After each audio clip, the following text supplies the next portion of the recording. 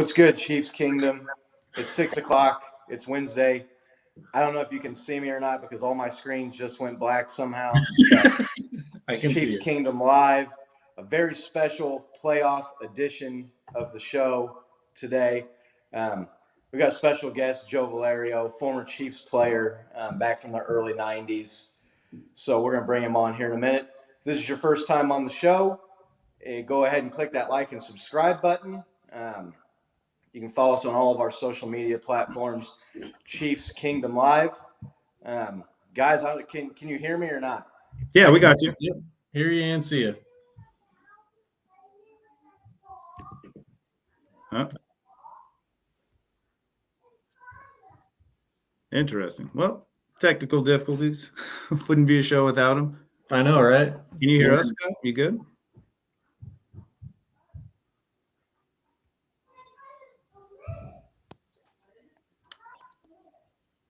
Anyway, so, like Scott was saying, if you haven't seen this show before, please hit like and subscribe. Every time you do, it helps our channel out, helps us grow, helps us beat the algorithms that promote small channels like ours. Like Scott had just mentioned, we have a very special guest today, Joe Valerio. He's a defensive lineman from the 93 Chiefs. Excuse me on the language there. Just a little flustered with Scott here, wondering what's going on. But let's go ahead and bring him in right now as Scott reconnects. Everybody, Joe. Hello, sir. Hey guys, what's up? What's up, Chiefs Kingdom? How's everybody doing tonight? All right? Doing great. Thanks for joining us, man. We really appreciate it. Scott's doing just fine. You know, things happen out on the field. You trust me, it doesn't always go right for players either. So, we miss calls. You can't imagine the number of times I had to ask Tim Grunhard what the snap count was as we were walking to the line of scrimmage. So it happens. But it's great to be on with you guys. Thanks so much for having me on. This is great. Yeah, no, we're really excited to have you on. We're, Scott and Bo and I have been Chiefs fans and known each other since we were really little. And I mean, I remember us being, I was probably around 10, and we went over. My parents were out of town for something, and we went over to Bo's house and we watched the AFC Championship game against the Bills with Bo. And so, I mean, we've been Chiefs Kingdom faithful since ever since we can remember. So this is really awesome to have you on. We're really proud to have you on the show, and really stoked. Thanks for taking the time, man. Listen, Nick, Bo, Scott, it really is the fans that make the experience for players that come through Kansas City, whether they stay or lucky enough to be able to stay in the city. My wife and I grew up 10 minutes from each other here in Philadelphia. So we went home with triplets in tow. My wife, in my last season with Kansas City, was pregnant with triplets. So, when you have 3 little ones ready to go and both of your families live within 10 minutes, like, you have to kind of go where they are. Like, we went right to zone. There was no man-to-man defense in our house. It was all zone. And so but absolutely, I tell people this all the time, and not just because we're talking with Chiefs fans, but if my wife and I hadn't been from the same hometown, we absolutely would have settled in Kansas City. We would have made it our home. And it was our home for the 6 years I was there. And I'm telling you, it was really the people and the city that made us love it so much. I mean, playing was great. Playing for the Chiefs was great, and playing in the NFL was great. But the experience of being with the people of Kansas City and the fans is really, really what made those 6 years super special and extra memorable. So, and I'm glad that it was that 93 game that gives you those memories. I don't remember a lot from that game. I got knocked out in that game along with Joe Montana, except I kind of went back in and kept playing. I was covering a punt. I was a long snapper that year, and I was covering the punt. And I told myself, well, I'm going to win this game myself. Like, what the hell was I thinking, right? Like, what lineman thinks they're going to win a game themselves? And so Steve Tasker, who I've gotten to know over the years and done some stuff with the Bills on their shows, he was returning the punt at the time, and I told myself, I'm going to snap the ball. I'm going to, Louis going to make a nice punt, Louis Aguiar, and I'm going to run down, because nobody ever bothered the big fat guy who was running down the field. Like, because I was one of the last lineman snappers, and I'm running down the field full speed for me, which was they clocked me on a calendar when I ran the 40 as opposed to like a stopwatch. But so I'm running down and I'm looking dead Steve Tasker dead in the eyes. And here's what I told myself, right? And Bo, you mentioned like competitiveness, right? I'm going to strip the ball, I'm going to pick it up and run it in, and I'm going to tie this game up, right? Well, Carwell Gardner, their fullback, had a little something else to say about that. And I didn't have my head on a swivel, and he ear-holed me, and I don't really remember a whole lot more from that game other than I kept playing and kept snapping and, got in some tight end sets and things like that. Like, it was crazy, but I'm glad that was a great memory for you because that 93 team was really special, obviously. Right. Scott, do we have you back now? Can you hear us? Yeah, I got a phone call, man, like right as I hit the live thing and started doing the countdown, and all the screens went black, and I was like, can they still hear me? Like, can I don't know. I have do not disturb turned on, everything, but that's the life of doing the show on the phone. So, well, I hope it wasn't the FBI calling you for me, Scott. That they know I'm on the show. So no, I don't think so. Let's hope it wasn't them. No, it was my cousin. So I'm gonna have to give him a hard time when I talk to him here after the show. But yeah, I don't know if you guys heard the intro or not or anything at all, but just Joe, if you would mind, just tell us a little bit about yourself before you got to the Chiefs, how you got into playing football. Did you have favorite teams, players growing up? Just tell us a little bit about that. Absolutely, Scott. Yeah, I grew up in the Philadelphia area. I was born in South Philly, South Philadelphia. If anybody's seen Rocky movies, and that's where I was born and bred. Grew up until I was about 4.5, 5 years old in the second floor of my aunt and uncle's row home in South Philly, real tight Italian neighborhood. And, for me, football at that time was, loved the Eagles, of course, right? Because that's what my family followed. My dad was a big Joe Namath fan from the Jets. And a funny story is, so we moved out to the suburbs. My family picked up about 10 families. My dad's brother, sister, cousins, my grandparents, we all picked up in one big move and moved out of South Philadelphia into the suburbs, which was fantastic. So I grew up in a neighborhood. It was basically all of my family. It was crazy. So, but I grew up in a twin row home that had a backyard that was like, it was twice as long as it was wide. So it was like a perfect football field for a little kid, And as a kid, when I turned 6, for that Christmas, right before I turned 6 years old, all I wanted for Christmas was a Joe Namath football uniform. And it was one that they would sell at the toy stores. Sometimes you see little kids walking around on Halloween in those little Hutch, I think Hutch makes them. They're like little football uniforms. Yeah. And so I wanted that really bad, and I got it, right? So I'm begging Santa at the mall, like, come on, I need this uniform. So I go, I put my footy pajamas, on, and I put the uniform right over my footy pajamas. And 6-year-old, I'm out in the backyard, and what I used to do, guys, is I would be everything. I would be the announcer, the coach, the trainer, right? I would go into announcer mode. I'd be like, and here we are. Hi, this is Joe Valerio, and we're here at Joe Valerio Stadium. And Coach Valerio's his star quarterback, Joe Valerio, is super healthy today. I was and I'd get underneath the center, and I'd snap the ball to myself, because the center was my roommate, my best friend, Joe Valerio. We were great buds. And I would do all the moves. I would throw the ball up in the air. I would catch it. I'd have the Heisman pose. I'd be Mrs. Horn, who lived behind us, had this bay window, and I used to call that the luxury box. She used to sit and watch this crazy little kid out in his backyard throwing the ball and talking to himself. So football, and then what would happen is it was all about me. And then I would, Valerio's at the 10, the 5, and I would dive over this row of weeds that my mom had in the backyard. And she had a clothesline that she'd be hanging my brother's underwear, my dad's socks and things on it. And that was my goalpost. And, I'd be like, what are you going to do, Valerio? I'm going to send in our kicker, Joe Valerio, and I'd go in and I would kick, the game winning field goal in Super Bowl III. If it were physically possible, I probably would have carried myself off on my own shoulders. And, my grandma would have the Chunky's Campbell soup waiting for me, like Michael Strahan. And it was but it was all about me, it was me. And football for me was like getting your name announced and being famous. And then, so what happened was, and there is a point to the story. So what happened to me is my parents signed me up for Pop Warner football, the next year, right? So I get like a real uniform, and I'm turning 7 years old, and now I've got like real football ahead of me. And the coach put us through like a combine, and like we're throwing and we're catching and we're passing and we're running drills and we're tackling the dummies, and we're doing all kinds of things to gauge where our football knowledge was at 7 years old, which wasn't much.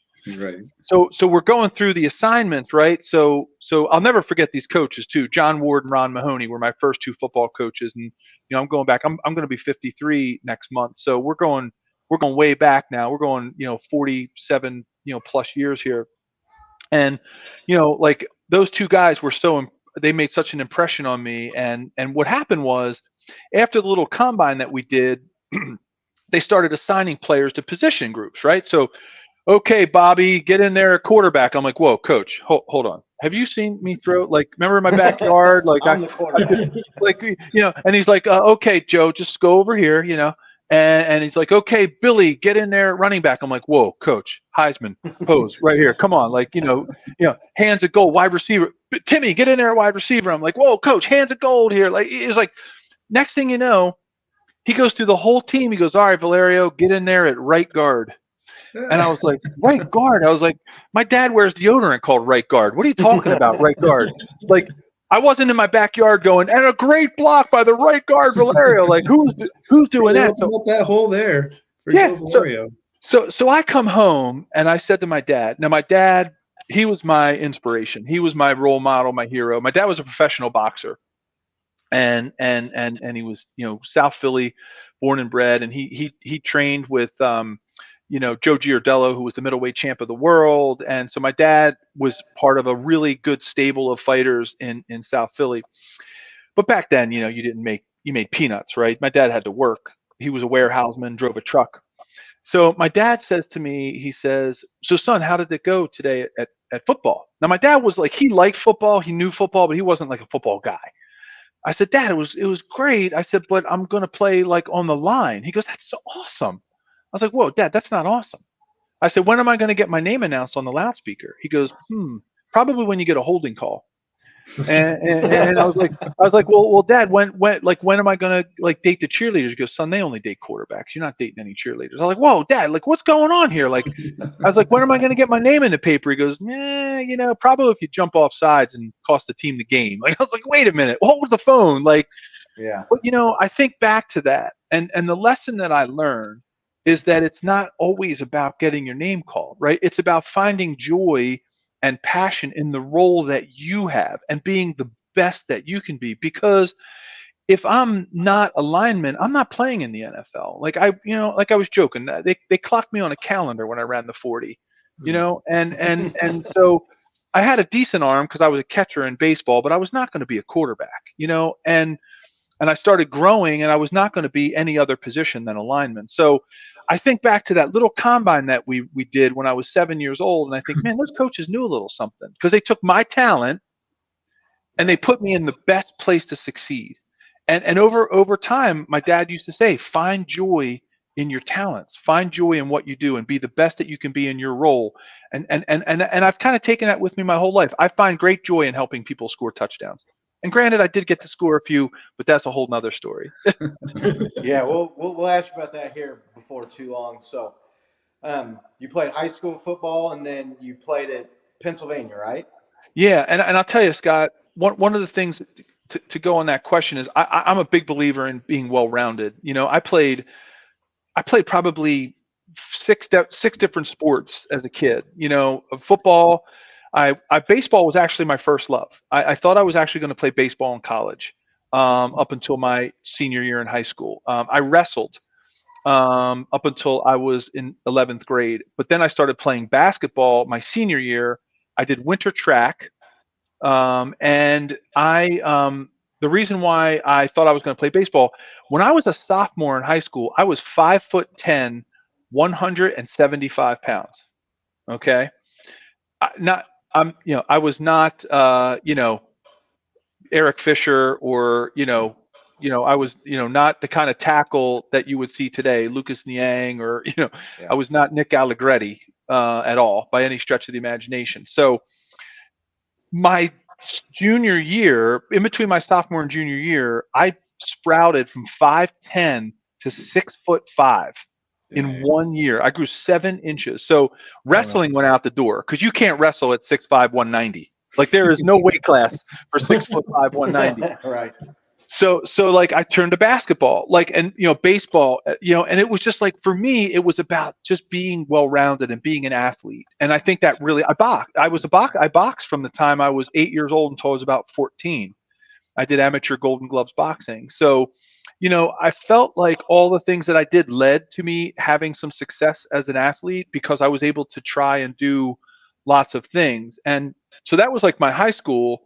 And then, I go to Penn, which, I've always had the joke with people about, like, not playing for Joe Paterno, and I didn't go to Penn State. Like, Right. I went to the University of Pennsylvania. Like, I was blocking Biff McNutty from Harvard, and then I'm going against Howie Long. Like, it's just that, something didn't make sense in that equation. And, but like, what happened for me is, my dad said, look, you're going to go to college, you get education, football is football.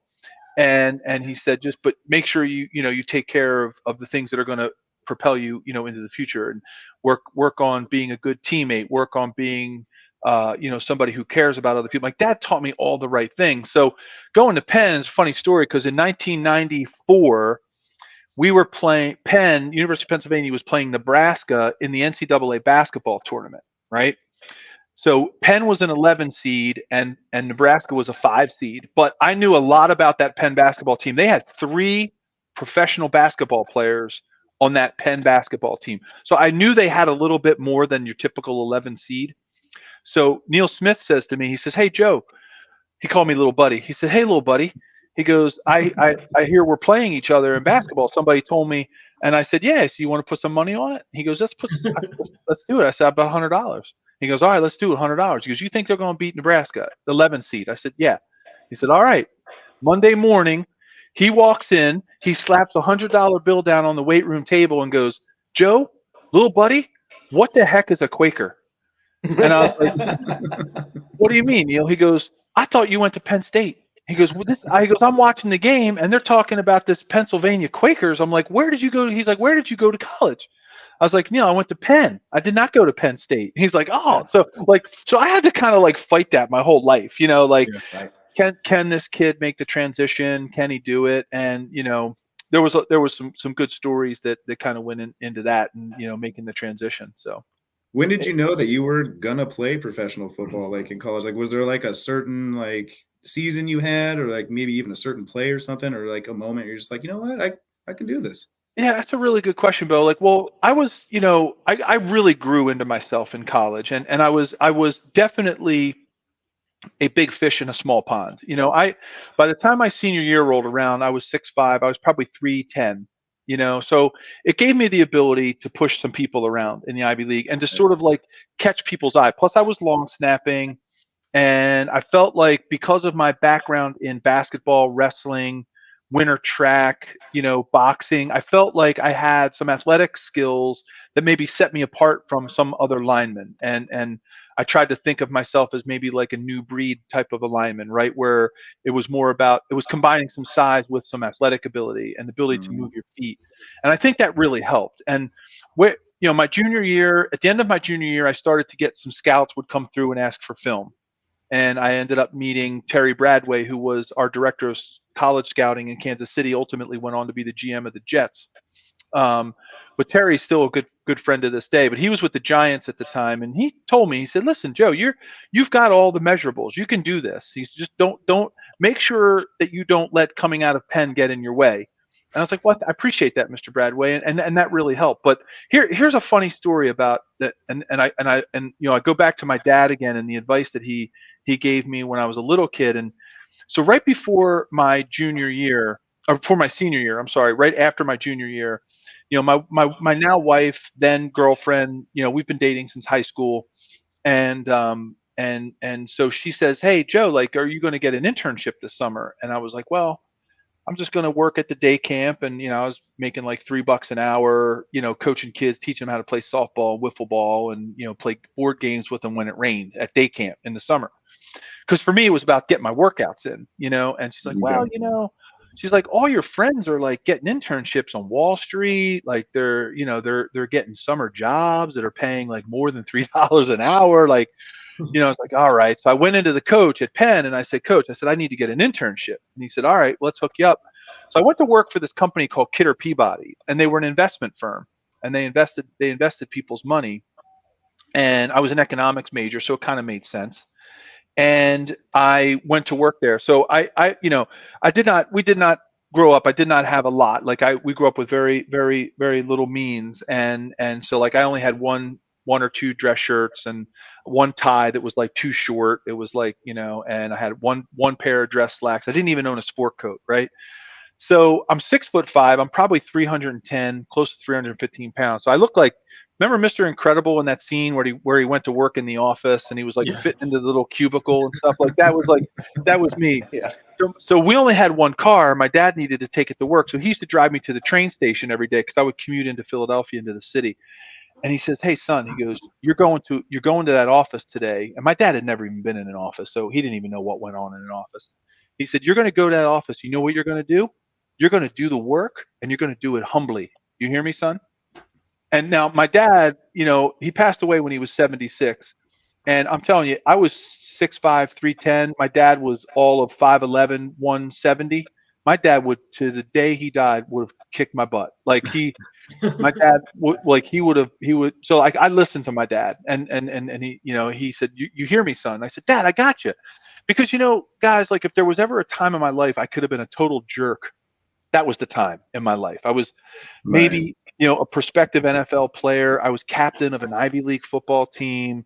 I outkicked my coverage in the girlfriend department, like by 20 yards, like, and so my dad like really said, son, when you do whatever they ask you to do. So when I took that internship, I'm telling you, I did whatever I kept replaying over and over. Every time my dad would drive me to the train station, do the work and do it humbly, treat everybody the same. The boss, the people that clean the wastebaskets at night, you treat them all the same. You hear me, son? I said, Dad, I got you. And I wasn't bragging about some of those accolades and things. I was a preseason All-American, but like I was just trying to set the stage for what I could have been, right? Right. I could have checked it in, collected my $10 an hour, and I'm telling you, I cleaned coffee pots, I moved furniture, I used to drive checks out to take the train out to meet clients and hand deliver them checks. If they needed me to clean out filing cabinets and save all the paper clips, that's what I did.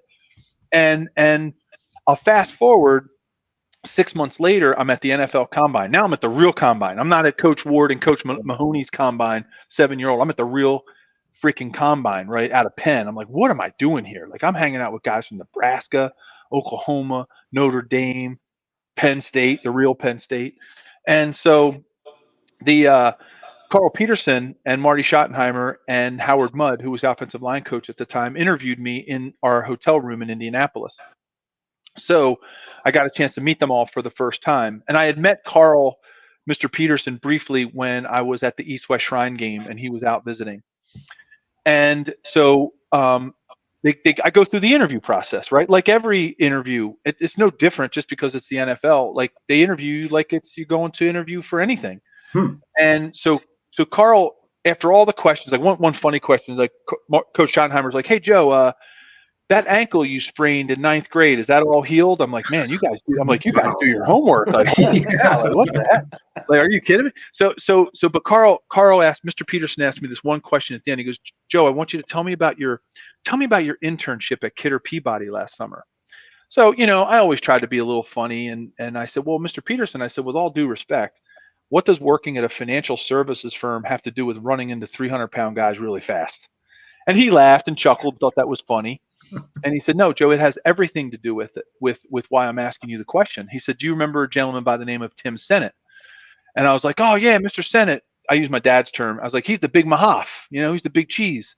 Yeah. And he goes, yeah. He goes, Mr. Sennett is one of my best friends and godparent to my kids. And like we were roommates in college. Wow.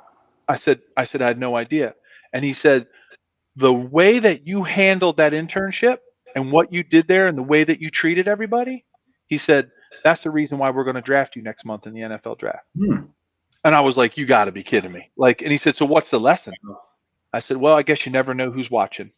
And, you know, like it set me on a path of like, you never know who's watching. And that's why you got to give it your all, because you don't know, right? If I would have slacked off and treated everybody and played the fool at that internship, you know, maybe it would have all turned out differently. So, you know, I have my dad and Mr. Peterson and Coach Schottenheimer and Mr. Hunt and Howard Mudd and everybody to thank for, you know, the opportunity to be able to do what I did for the time that I got to do it. That's great. So you knew going into the draft essentially where you were going to land. Not until then, Nick. That's a great question. I thought going into like the East-West Shrine game and the NFL Combine, I was at the most going to be a low round pick to a free agent. I mean, that's where I thought, and that's where I had set my expectations, because, you know, coming out of Penn, I wasn't really ready to give myself the leeway to say, well, I should be a second or third or fifth round pick. Like, I thought I would have been happy enough if I got a call the next day after the draft and they said, hey, we'd like you signed you to a free agent contract. Like, I had no dream in my mind that I was ever going to be a second round draft pick. And, you know, I was very thankful, because that gives you the confidence going into a career that, you know, you're at least probably going to be around for a little while. And, you know, and, you know, for me, it was when I got there, I did basically whatever they asked me to do. You know, if it was play tackle, play tight end, play guard, play center. You know, I think that one of my proudest accomplishments to me is that I literally started, the 4 starts that I have in the NFL were at every position on the O-line, including tight end. I started at center, guard, tackle, and tight end in my starts that I had. And I think, you know, for me, that was a real sense of, and I long snapped, you know, for several years. So, you know, to me, to be able to do that, and then you throw in that whole touchdown thing, which I'm sure we'll have a lot of conversations about that, because that was just bizarro world. Like, that just things just went off the rails with that whole shit, with all those shenanigans. Yeah, no, that's super cool. So you get drafted. It talked about, you know, you were in the backyard and you were cheering your name, and so then you get drafted. You're at training camp. You're with the Chiefs. Now you're on the team. The season comes around. You're playing for Marty Schottenheimer. You're playing against these big name guys that you had watched and grew up, you know, and just what was that like playing for Marty and just playing in the NFL? Oh, it was. I needed some time, Scott. I needed some time to adjust to the speed. I mean, funny training camp story. Derek Thomas, man, I'll tell you, that guy. If it weren't for him, I don't think I would have lasted 2 years. I really don't think I would have. And I'll tell you why. He was such a dear friend and such a great guy. Derek, I went against Derek every single day of my rookie year. I'm sorry. And I know. Tell me about it, Bo. So my first one-on-one against an NFL player was against Derek Thomas. Okay, because John Alt was our starting left tackle. Smart guy. He holds out of training camp. I would have done the same thing if I was a wily old veteran. I wouldn't have gone to training camp either, especially a Coach Schottenheimer training camp, because we used to say Marty time was Lombardi time, right? So, right. So Derek Graham was the other backup tackle. He had hurt his ankle in minicamp, so Derek was out for most of my rookie training camp. So I go into training camp as the air quotes, okay, for those who are listening and can't see me, air quotes, starting left tackle. Okay, no way, right? But I was technically the starting left tackle. So I got to go with the ones, and I got to go against Derek Thomas every day in one-on-ones. And so my first one-on-one pass protection drill was against Derek Thomas. So Howard Mudd lines the tackling dummy up where the quarterback would stand, and he puts us on the grid that we had, where you would use as your guide for you know, as if you were pass blocking, right? And Derek, I'm looking at Derek Thomas, and I'm trying to use my Penn education at this point, right? I'm trying to use my old physics education. I'm saying, okay, mass or force equals mass times acceleration. All right, so I'm pulling out physics formulas, right? So like the motor's going in my head. So I said, all right, Okay, force equals mass times acceleration. I've got Derek on the mass. Like, I'm bigger than he is. Now, granted, he was strong. I mean, he was strong for his weight. Like, Derek was probably 265. I was probably 305 at the time. And Derek was, I was probably a little bit stronger than he was just because I was bigger, right? But pound for pound, he was probably stronger than I was, pound for pound. So I'm thinking, all right, well, at least I got him on the mass part. The acceleration, not so much. So I said, all right, here's what I'm going to do. I'm going to jump out on him and I'm going to get my body on him as fast as I can so that I don't give him time to use his speed. Well, when you try to do that and you're not a wily veteran, what happens is if you don't have the right technique, your ankles will come together. Okay, and you've probably seen this where an offensive lineman's ankles will come together, and a defensive end or defensive tackle will bull rush them and just knock them over. It happens. Mm-hmm. So I do that because I wasn't really thinking about my technique. I was thinking about just get on them. Well, Derek was so damn good at what he did. In that split second, he saw my ankles come together and he turned on a dime and he went right through me and he walked on my chest and he tapped the little thing. He puts his hand down and he says, "Hey, Rook, welcome to the NFL." Man. So Howard Mudd, offensive line coach, God rest his soul, he comes over and says, "I'm laying on the ground at this point, okay? I'm laying on the ground. I'm embarrassed as all get out. I'm laying on the ground." And Coach Mudd just looks at me and he grabs his beard and he says, "Okay." He called everybody either by their last name or their number. And he goes, "Okay, 73. He goes, "You got two choices. You can get up and do it again, or I can call Carl Peterson, can have a plane ticket back home to Philly this afternoon if you want." And, it was like that moment. It was that moment right there where I made a decision that I was going to learn every single moment I was out on the field. And going against Derek every day, we gained so much. Well, of course, I had respect for him, but I'm very proud to say that he gained a lot of respect for me because I fought him every single day. And by the end of, training camp, I could sometimes the operative word, hold my own against him.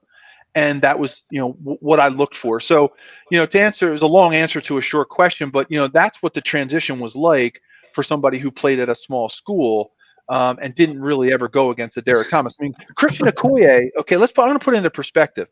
Christian Okoye, our tailback, was bigger than any defensive tackle I blocked when I was in college. Okay, so let's put that into perspective. Yeah. So it was a tough transition, Scott, really tough. Yeah.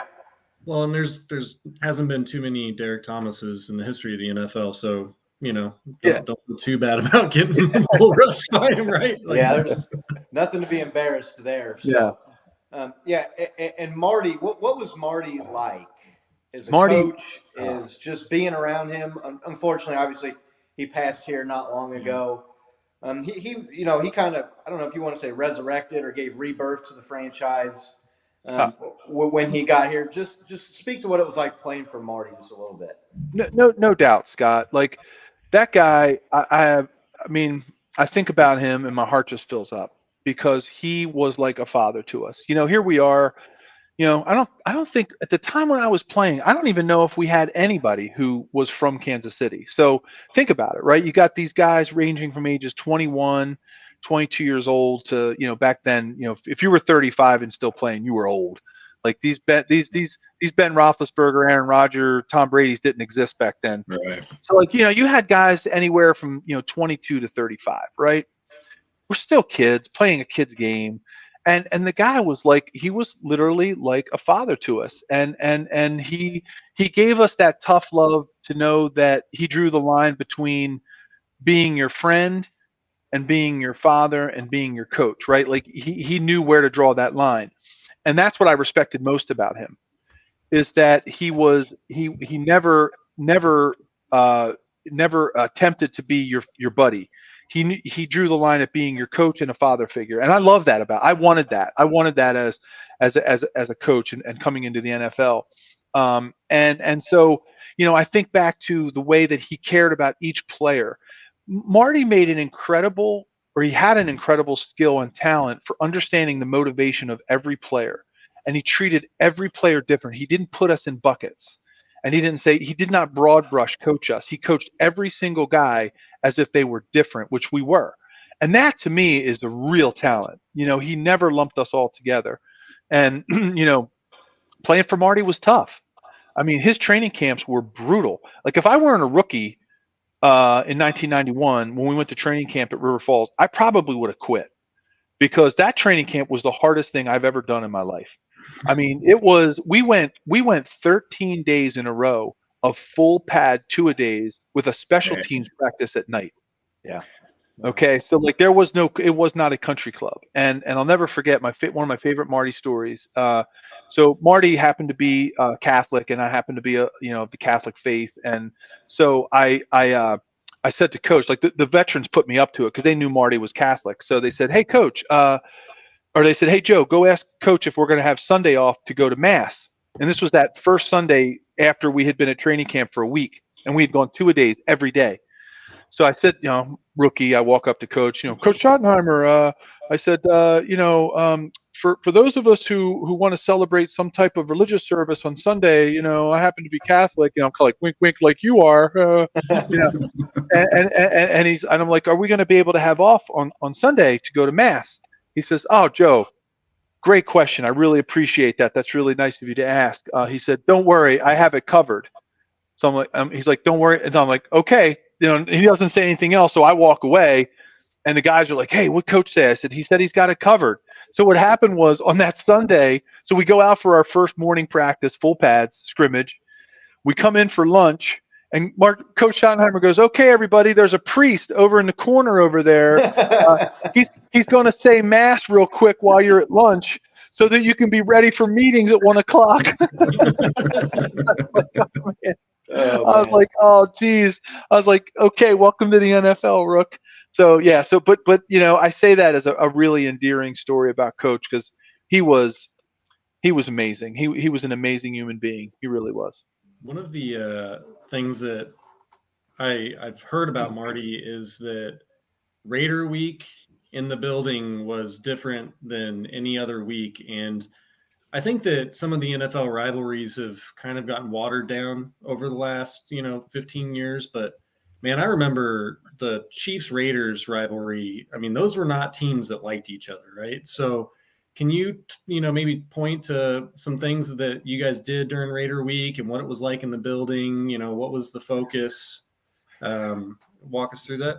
Yeah, sure, Nick. That's a great question, and I talk about Raider Week a lot, and I'll give you something at the end of the story right now that will lead me back into the beginning of this, kind of answer to the question.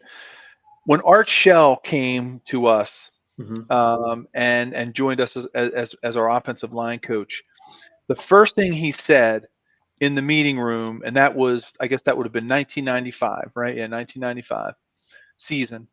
First thing he says, he looks at all of us in the meeting room, the whole team. He addresses us all.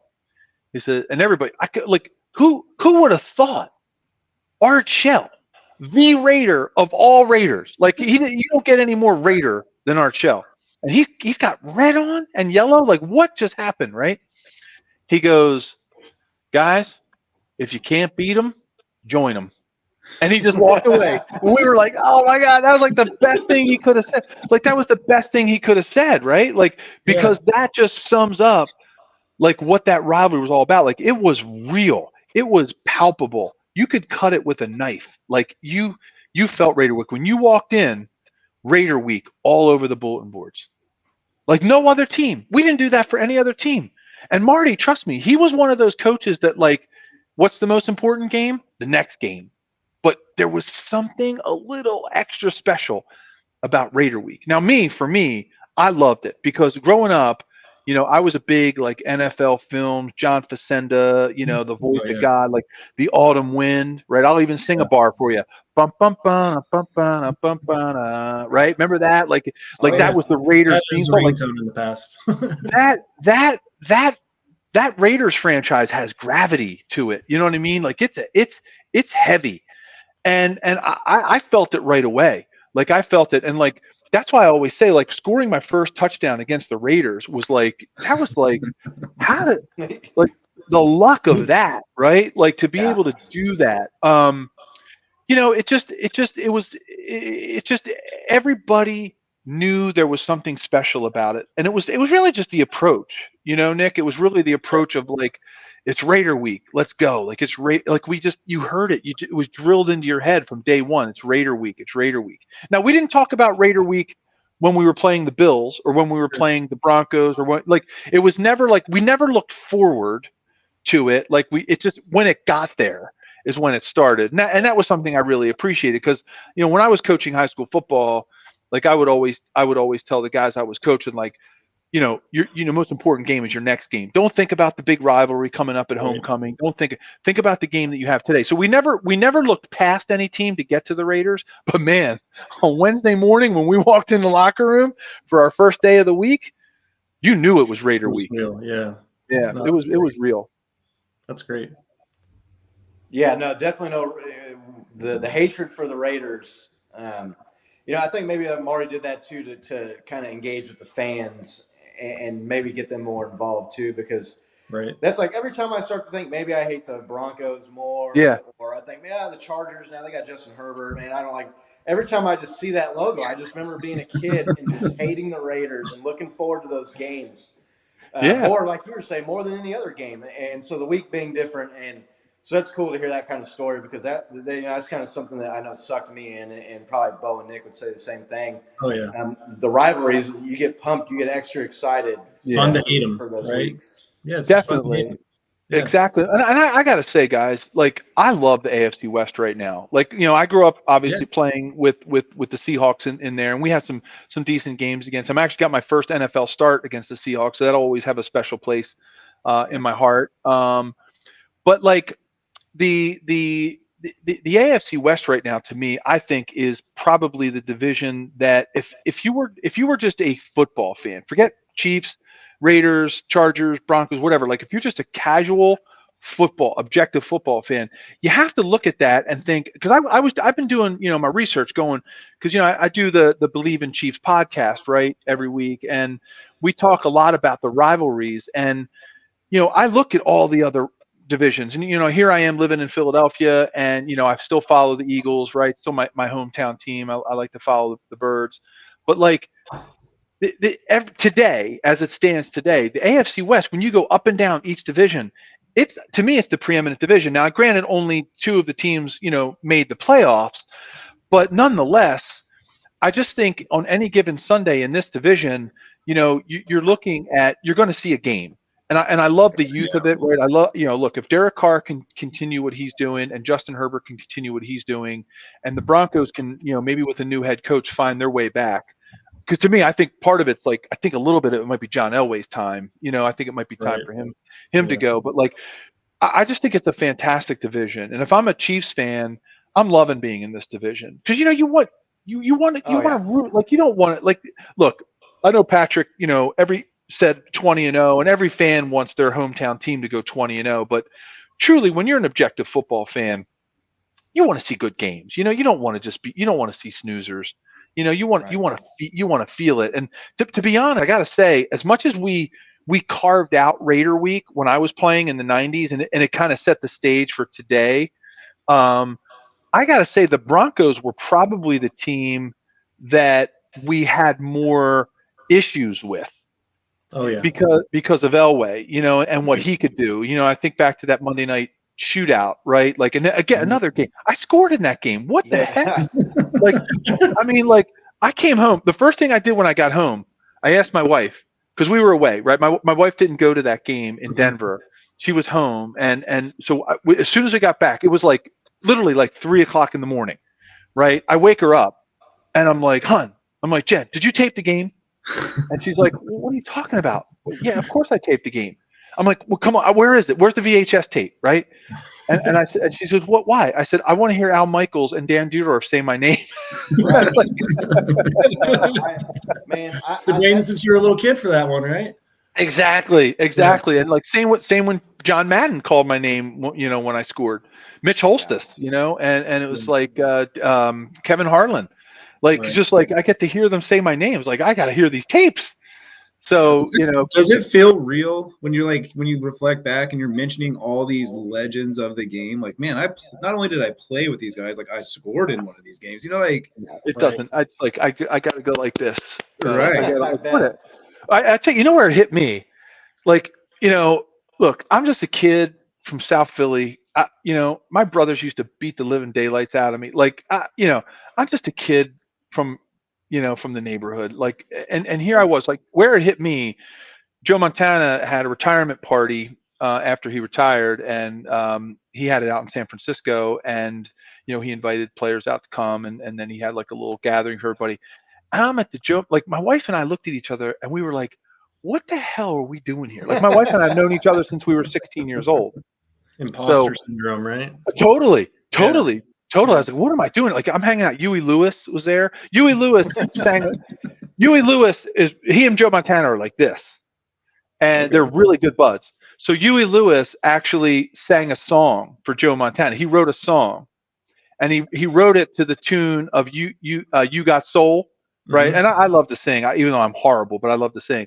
Like, and that you got soul, now you gotta go. Well, here's what Huey Lewis thinks. So he gets everybody at the party. It was he had it at this big like mansion in downtown San Francisco, and then we had like an after party, and so I'm hanging out with Chris Berman, Huey Lewis, Slater from Saved by the Bell. What the hell am I doing with Slater from Saved by the Bell, right? And because he was dating Carmen Policy's daughter at the time, so who was the GM of the Niners. So Huey Lewis gets up and he starts singing, and he goes, all right, Joe, this is for you, man. He's like, and he's got the news there with him. Huey Lewis and all the news, they're there. Chris Mullins there. He and Joe Montana were like this. Danny Glover. I'm like, what? Like, what am I doing here? So cool. Right?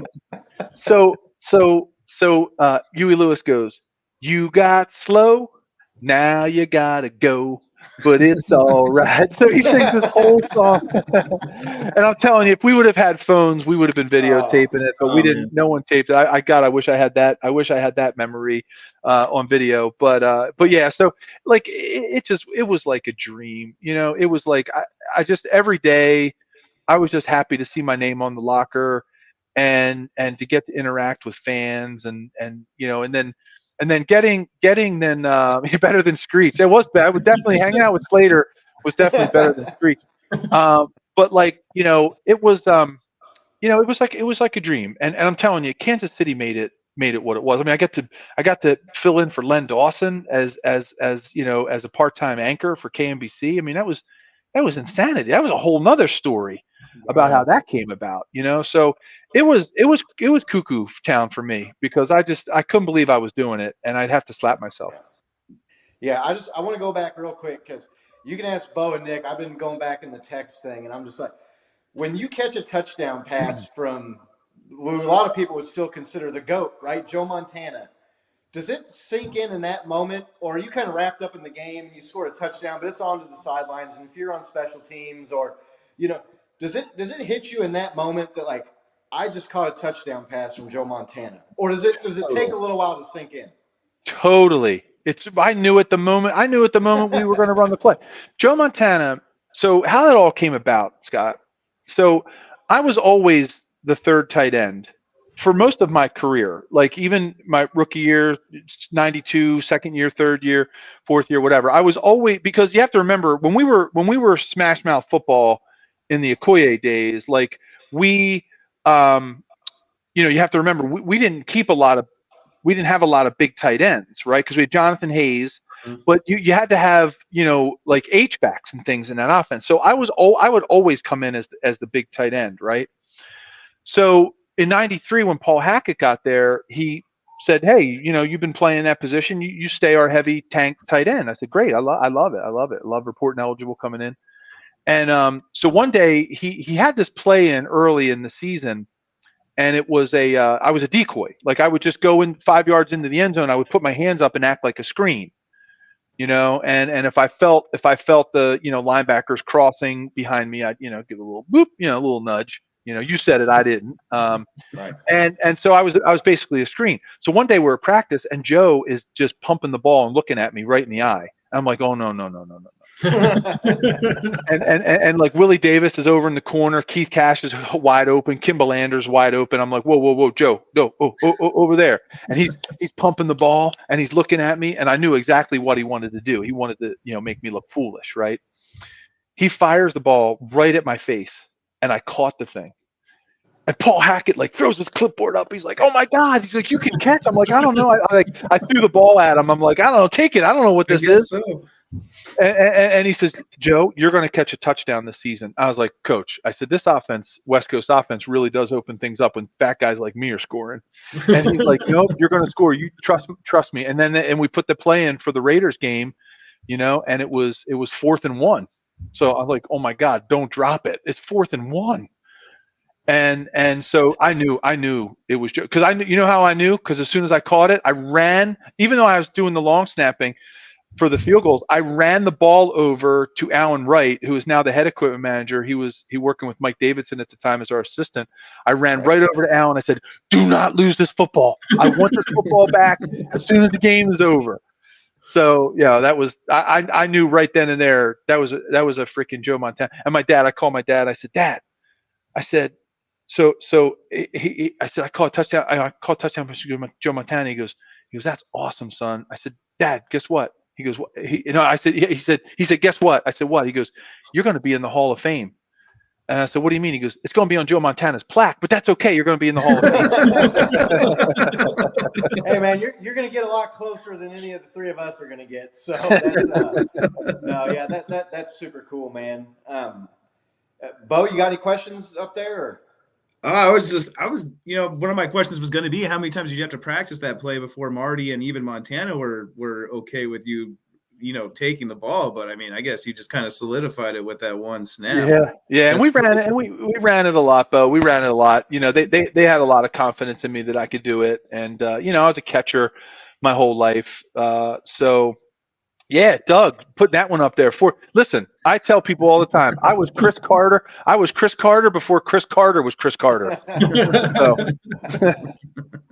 it was a lot of fun. That's awesome, man. What's your favorite memory from the NFL that you have? Oh my God, Bo, we could talk for another hour. I mean, the guys, the friends I made, the fans, getting to know people, interact with the greatest fan base in the world in all of sports. Like, I just feel like, to me, that was really what made it special. It was like the whole experience, I mean, sure, AFC Championship game, scoring on Monday night, scoring in the Montana Steve Young shootout against the 49ers. What's that? What was that all about, right? Yeah. Like, just there's a lot of little memories, but and like moments, because life is made up of moments, right? But for me and my wife, it was the whole experience. It was what the city gave to us, and everything it gave back to the guys that play there. And to me, that's really, I think, it was all rolled into one. So right. What was harder, Joe? Marty's training camps or having to take care of 3 newborn triplets? Blocking Howie Long was nothing compared to changing 3 diapers, and 3 hungry babies at 3 o'clock in the morning. No, that was definitely tougher. I'd have to say that, from a sleep deprivation perspective, probably the babies, but from a physical perspective, it had to be a Coach Schott. But you know what Coach Schottenheimer's camp did? It prepared me for it. Right. Yeah, there you go. No doubt. Yeah, I know time is valuable. So whenever you need to get out of here, I wanted to pick your brain. We wanted to talk to you real quick. Chiefs are, playoffs are starting this week. We've got the game against the Steelers here on Sunday Night Football. Just how do you look at this team? What do you think about this team going into the playoffs? What do you think about their odds? I saw that, some Vegas sites have them as the favorite in the AFC to make the Super Bowl, even over Tennessee not having the 1 seed. How do you feel? What do you think about the Chiefs going into the playoffs starting up this weekend? Oh, I feel really good about it, Scott. I think what I'd like to see them do, like Eric Manning, he's going to listen to a fat old lineman. But like what Eric and I came out in the same draft, which is cool. So we have a little history there on that. What I'd like to see them do is I'd like to see them run the ball until whoever they play in the playoffs stops them. because I think when they can establish the run game like they have in certain games where they've won big, the Steelers game is one that they played them earlier. It just opens up the whole playbook for Patrick, And as a lineman, I love that, and I think this line is what's going to help take them there. And Brett Veach made sure that debacle that happened in the Super Bowl last year was not going to happen again, right? This line is they're balling right now, and I am really, really proud of this offensive line, and I think that is really what's going to set them apart. So I think this team has an unbelievable shot of making it to the Super Bowl, better than anybody else. Look, like we all said earlier before we started recording, any given Sunday, right? It's the NFL. So let's not be mistaken. But this team, why not them? They've got the best quarterback in football. They've got a running game that's starting to establish themselves. They got an offensive line that's playing well. When Coach Spags has that defense rolling and he gets everybody in the right place, you look at what they did in the last, 7, 8, 9 games of the season. Yeah, there was no defense better. Yeah, from a well-rounded perspective. So why not us? Why not us? And it's just going to come down to minimizing mistakes, keep holding on to the ball, and winning it in all three facets. So, and they have the bodies and the coaching to do it. So I think it's all good. I think it's all good for fans going into this. But like Marty said, you don't win games by throwing your helmet out there. No. You got to plan and prepare, and I think that's what this team will do. And Andy will give them the best shot to be successful. Yeah, and I think too that the maybe something that the Chiefs have in this AFC playoff field. There's some teams in the NFC that have been there, but the Chiefs, they have the experience too. Yeah, of definitely. playing in the playoffs and going to the Super Bowl. Some of these teams that are in here, I know the Patriots and Bill Belichick obviously do, but the Bills haven't climbed that mountain yet. The Bengals haven't climbed that mountain yet. Tennessee hasn't climbed that mountain yet, and the Chiefs have. So, yeah, definitely. I agree. 100%. Well, guys, I do have to run. I'm actually joining another little podcast. It's playoff week, so for sure. Trying to spread the love around. I just want to thank you guys for having me on. This was absolutely fantastic. You guys are awesome. Please, let's do this again. Yeah. Yeah. You guys have all my contact info down the playoff road, whatever off season, whatever you guys want to do, just reach out and let's do this again. I really enjoyed meeting you guys and getting to spend time with you tonight and with your Chiefs Kingdom. So just give me a shout anytime. I'm happy to jump on and chop it up with you guys. All right. Yeah, that's great, Joe. The pleasure's all ours, man. We've been geeking out all week about this. Oh, stop it! Just having the memories of watching you guys play when I was a kid, and now you're on the show with us talking about it. That's terrific. We can't thank you enough, Joe. Yeah, thank you guys. Soon. And I'm really sincere and mean that a ton. Anytime, reach out. You got my contact info. Let's do it again. Let's do it again real soon. Okay, don't be strangers. Open invitation, do, Joe. All right, sounds great, guys. All right, have a good one. Go Chiefs. Love the Chiefs Kingdom. Take care. See you guys. See you, Joe. Bye.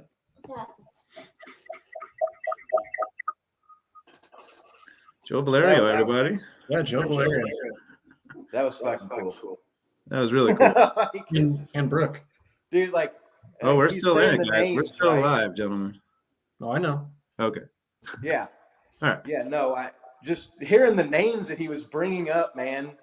Right? Like legend after legend after legend. Derek Thomas. I was blocking Derek Thomas in training camp. And Marcus Allen came in and Joe Montana. And I'm just like. Neil Smith calls me little buddy. Right. I'm just like, dude, Neil Smith. Oh, man. Thanks a lot to Joe. I know he's off the show now, but go check out his Believe podcast. We'll put a link to that on the social media accounts for sure. What a cool guy, man. Damn, that was fun. Yeah, that was cool. Well, man, sorry I didn't get to get your question in there. We were sorry, Big Brian. But sounds like he wants to come back on, so we'll have to work that out. Maybe the Chiefs get through the playoffs here. What did you guys think about that, man? Like, so cool, man. Like, what just to get that kind of insight, you know what I mean, from not only his experiences, but then like we were just saying, like all the players he got to play with. We were talking to him a little bit before the show. He was telling us a story about some locker room stories about Joe Montana coming up and giving him some grief. Just a great guy. I mean, that was so cool. I'm so thrilled we got to do that. That was awesome. Yeah, I think that there are certain things that epitomize my childhood, And the Marty Schottenheimer era Chiefs are one of those things that epitomizes my childhood. Oh yeah. So to have someone come in and be so gracious with their time and let us fanboy out a little bit, asking him questions about things that I'm sure he's been asked a million times. Oh right? yeah. No, And it's just it was really cool. It was great. I'm glad that we had some folks come in and watch and comment live during it. It was that was a treat. It was a treat, and hopefully just the beginning, right? Hopefully we can keep this trend going, get some other guests. I want to say, Scott, you're running our socials there. You're the one that got the contacts, and so great job there, dude. That was. No, I just got lucky, man. And the dude's just cool, man. He's just you can tell he's just a cool, good guy, you know. Yeah, dude. And, yeah, Right. And it's just like one of us. Only he played in the NFL, and he caught a touchdown in the Steve Young Joe Montana showdown at Arrowhead, and on the Miracle or the whatever they call that Monday night. I think I saw somewhere that was ranked as maybe the top or like the top 2 or 3 Monday night football games of all time. Dude caught a touchdown pass in there. That's just unbelievable to me. So thanks again, Joe. We appreciate it. We'll try getting back on. Playoffs coming up here. Playoffs. The Steelers. How are we feeling about this game, fellas? I see all this stuff going on social media, and people are sending me, memes, fake invitations, Big Ben's retirement party at Arrowhead. Like the Chiefs throttled them. They beat them 36-10 3 weeks ago, and the game was not that close. No, we ate their lunch. That's for sure. We did. So I mean, percent chance the Chiefs don't win. I just don't see it, man. Like I think it's going to be another rout. I've had that feeling, that very similar feeling on many games before, and some fluke things will happen, and all of a sudden games are way closer than they need to be. So I mean, I can't just totally write it off, but after watching us just kind of stomp all over them a couple of weeks ago, there's like no reason to believe that we won't just do that again. Yeah, I think that the only thing that I'll say is that when you watch the Steelers, if you've seen any of their games that have been on TV, unfortunately for you, you watch that and you're like, oh, this is like a 3 or a 4 win football team in there in the postseason. And I think a lot of that, some of that's luck, but a lot of that has to do with coaching. I don't like Mike Tomlin necessarily. I know there's like him tripping that dude or acting like he's going to trip that guy, but he is a good football coach. So if it's the Chiefs to lose, though, it's not the Steelers to win. And so if the Chiefs do what the Titans did against the Steelers, where you have a bunch of stupid turnovers in scoring position, I mean, that's the only chance that they have. TJ Watt, if you want to call it tying the single season sack record, even though there's an extra game, he tied the single season sack record, so he is a beast as far as a rusher. So we've got to make sure that we can maintain him, and Patrick is pretty darn elusive in the pocket back there. But yeah, I mean, there's nobody that should have a realistic worry that the Chiefs can't win this game. And I mean, we were up 30-0 on this team at one point last time we played them. Yeah, it was 36-3 too before they scored that garbage time.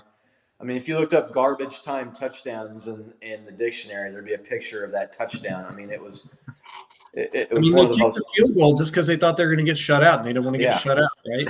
1985 called it wants its insult back. Right. Yeah. What's a dictionary, Scott? Exactly. Careful with that; it's an antique. Hey, I mean, it's a good one. So I just don't. And the other thing too is, and man, like you all know, like I hate the Steelers. I hate them almost as much as I hate the Raiders and the Broncos. Just those stupid ass towels that they have, and their ugly ass yellow stadium, and their coach tripping people, and their fans acting like it's 1970 and Terry Bradshaw's still there and they're still winning Super Bowls all the time. Man, they're just delusional. Yeah, I want to throttle them bad. I want to go out there and just stomp on them. I don't see any scenario except for where the Chiefs are like -5 in the turnover battle, and the Right. referees go all Cincinnati game on us. I don't see it at all. But I know I'm pumped for this game. Looking forward to being out there. Sunday Night Football, prime time, playoff game, man. It's not going to be much better than that right there. Right. So, what do you guys think about the playoff field? We haven't talked since it's been set here. We got the Titans at the 1. We got the Chiefs, obviously, at the 2. And then you got the Bills. And then you got the Patriots. And, you've got the Raiders and the Bengals and the Steelers. What are you thinking about the AFC? I mean, I think the Chiefs are the favorite. Right. No, They yeah. gotta be. Sorry, go ahead, Nick. Yeah, they got to be. I mean, I know that there's going to be a lot of press about Derrick Henry coming back. So that's really kind of the ultimate wild card there is how fresh is he? How good is he going to be? But ultimately, I'm not just a big believer in the Titans, right? We heard this when they played us in the AFC Championship game. Oh, Derrick Henry's going to do this to you. He's going to do that to you. And Derrick Henry didn't do shit against us, right? So, probably one of the things that sticks out when I think about this playoff field is how weird is it that the Raiders made the playoffs, and not even as the 7 seed. That's Right. probably the thing that sticks out to me the most. And I texted Scott earlier. I was like, so if the Raiders could go and they played the Bengals. Right. If they were to beat the Bengals and the Titans, we could have an AFC Championship game in Kansas City where we beat down the Raiders for a 3rd time. So I don't know. To me, that's like the ultimate best scenario because that would just be like the ultimate bragging rights over them. I mean, we've kicked their ass for years and years and years now, but if they had some kind of hope and then we were able to just, really just crush them in the AFC Championship game and clinch a 3rd straight Super Bowl berth, to me, that's like the Cinderella scenario for me. So, yeah, looking at the teams that got in, the Titans are the only worry to me. But as Doug just said, we've shut down Henry before. They're not. Yeah. I mean, most teams are. Any given Sunday, we've talked about that. Everybody has, but it might be who not just. I mean, do we win or lose, but who gets hurt, right? Right. But if you look at the field, though, I mean, who are we really afraid of? I mean, I would love to play Cincy again, get some redemption back on them. We beat most of the other teams before, you know what I mean? So I'm ready to get in this and just get in the Super Bowl. We lost, so Chiefs lost to the Bills and they lost to the Titans. But those were both games that were earlier in the season before the defense had come around and they were experimenting with Chris Jones on the edge. Right. And we were still doing the silly turnover thing, right? Yeah. Where guys weren't catching passes. We were, giving 2-3 turnovers away every game. The Chiefs have ironed that out. They're a lot better team than they were. And it seems to me the Bills and the Titans, maybe they've they hit their peak maybe a little too early. And so the Chiefs are peaking here. The Bills definitely don't look as threatening as they were at the beginning of the season. That's for sure. No, I mean, Tennessee, and you could say the same thing about the Chiefs and the Broncos. I guess they just struggled to beat the Broncos. But the Chiefs look like they lacked motivation for whatever reason in that game. The Titans, they were playing the Texans with all the motivation in the world to win, to get the 1 seed. And they squeaked by. Right. And again, refereeing at the end of the first half in that game, the refs just can't stop screwing the Chiefs, even when the Chiefs aren't playing. They call a pass interference that wipes out a touchdown for Tennessee, or wipes out an interception by Tennessee, and basically turns into a touchdown. They're not playing their best ball. And like we mentioned when Joe was on the show, the Chiefs have done it already. They know how to win in the playoffs. They know how to get to the Super Bowl. None of these other teams, except for I'll put the Patriots in there that have done it, although they haven't done it with Mac Jones, and they've lost 3 straight games going. They're kind of reeling, going into the playoffs. So Yeah, Chiefs got to be the favorite. And going back to what you said, Bo, about the Raiders making the playoffs. Dude, how did the Raiders make the playoffs and the Chargers didn't, man? Like the new Mahomes, Right. The Justin MVP Herbert, candidate. That's everybody. the I mean, new Phillip Rivers, dude. dude, That's somebody that's check Phillip on Rivers Troy 2.0. Aikman. He's going to throw for even more yards and lose the game. Like, Right. unreal. Has anybody done a wellness check on Terry Bradshaw or Jimmy Johnson or any of these guys, Marcellus Wiley, these guys that we're talking about? Herbert was the new Mahomes, and the Chargers were going to win that division. And I put a funny tweet out. If you follow us on Twitter, you can go back through and find it. It was like a montage that they did. Nick Wright had them put it together on his show of all these horrible takes about the Chiefs and Mahomes being done and they're washed and they're finished and they're not going to catch the Chargers for this division. They're not going to. Chargers, guess what? They went from being, the team the Chiefs didn't want to see to the team the Chiefs ain't going to see because they're sitting at home watching the fucking playoffs on TV. So, over under how long into the offseason after the Super Bowl before we start hearing the Chargers are the they're going to win the division next year. They're going to be the team that unseats the Chiefs. Regardless of how we do, like you'll hear that, 2 months after the Super Bowl, I'm guessing. Yeah, I'm gonna say April. it's gonna be not too long after the draft when you start seeing that. But I mean, look, if they say it enough times, eventually they'll be right. It's just like the economic collapses where they see economists have predicted 10 of the last 3 collapses. Like, if you just keep saying it, maybe eventually you'll be right. Yeah, no, yeah. I mean, I've been saying it for 6 years now, or whatever. It's been 5 years or 4 years, and Yeah. And another thing that's not being talked about enough is Andrew Luck came to Arrowhead and his career ended. Yep. Phillip Rivers came to Arrowhead, his career ended. Big. I made on the Locker Room Rant, our guy John V's show. I think the Chiefs are going to old Yeller, Big Ben, man. They're going to take him out back and put him out of his misery. I just it's going to be glorious because, like I said earlier in the show, I hate the Steelers.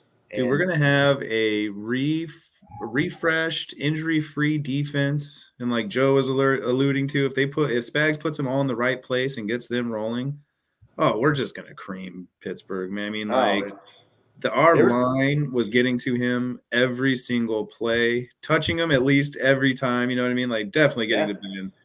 They couldn't run anything on us. Yeah, I'm looking forward to this. I don't see any reason why that would change in 2 weeks. You know what I mean? So, I know we're talking about Steelers, but playoff field, have you guys, if we have to go to Tennessee, does the fact that Mahomes has never won there, he's lost 2 games there, does that mean anything to you guys? Or to me, it means he's due for a win there. Right. Like, the dude doesn't lose anywhere twice, does he? I mean, dude doesn't really lose. He's 50-13 or something like that. Right. No, his record's unbelievable. Yeah. I think I saw it was going around online. There was a thing. It was like most wins since 2014 or something. Chiefs were number 1 at 60 wins. Yeah, I don't. I mean, talk about the injuries. You talked about injuries, but how many teams right now can say that they're maybe the healthiest they've been since the beginning of the season going into the playoffs? Clyde Edwards-Helaire is back at practice. Everybody is back. Darrell Williams is full participant at practice. Dude, the Chiefs got everybody. Yeah, they got everybody, and they waxed the Steelers. Travis Kelce didn't even play in that game, and they were up 30-0. Right. I mean, Blake Bell was out there shredding the Steelers secondary. It's just and people joke about Big Ben being a statue in the pocket at this point. I've been saying for a few weeks he's not even a statue. He's at least sturdy. He's like one of those fat head things you stick on the wall out there at quarterback. I mean, as soon as you hit him, he just crumples up and falls, and the ball goes squirting out, and you pick it up. Looking forward to it. Yeah, we got Brian in here. Don't forget Ryan Leaf. There you go. There's another great one that was going to be the next big thing.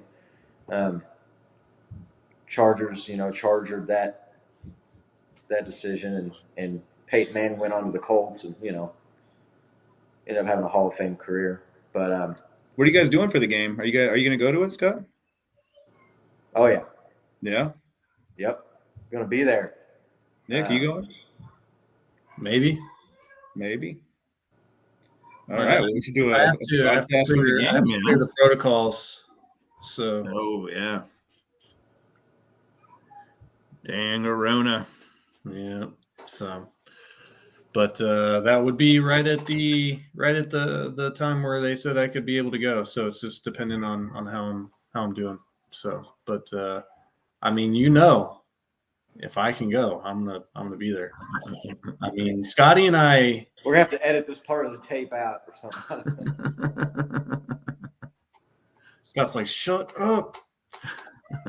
But Scotty and I have turned our franchise around. We started out going to playoff games together. We started out 3, and now we're back up to 500 at 3-3.